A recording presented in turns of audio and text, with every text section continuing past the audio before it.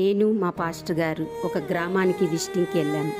అక్కడ మా విశ్వాసి మగ్గం పని చేస్తూ ఉన్నాడు. అయితే వస్త్రములు నేస్తూ ఉండగా నేను అలాగే చూస్తూ ఉండిపోయాను.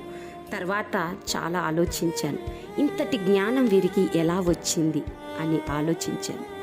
అయితే పరిశుద్ధమైనటువంటి బైబిల్ గ్రంథంలో నేను చదివినప్పుడు మోషే కాలం నాటిలో ప్రత్యక్ష గుడారమును కట్టుటకు దేవుడు ప్రతి వారికి జ్ఞానముతో నింపాడు. అది నిర్గమకాండం 35వ అధ్యాయం 35వ వచనంలో చూసినట్లయితే, చెక్కువాడికేమి, చిత్రాకారుడికేమి, నీలధూమ రక్తవర్ణములతో సన్ననారతో బుట్ట పని చేయువాడికేమి, నేతగాడికేమి చేయు సమస్త విధములైన పనులు అనగా ఏ పనైనను చేయువారి యొక్క విచిత్రమైన పని కల్పించు వారి యొక్క పనులను చేయుటకు ఆయన వారి హృదయములను జ్ఞానముతో నింపేను.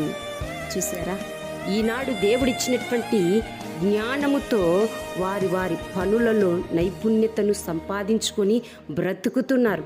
దేవుడే వారికి జ్ఞానమును సమృద్ధిగా ఇచ్చినప్పుడు వారి పనులు చేసుకుంటూ బ్రతుకుతున్నారు. కానీ ఆ జ్ఞానం ఇచ్చినటువంటి దేవుణ్ణి మరిచిపోయి వారు వ్యతిరేకంగా జీవిస్తున్నారు. కనుక దేవుడిచ్చినటువంటి జ్ఞానము చేత దేవుని కొరకు, దేవుని పని కొరకు కూడా ఉపయోగిద్దాం.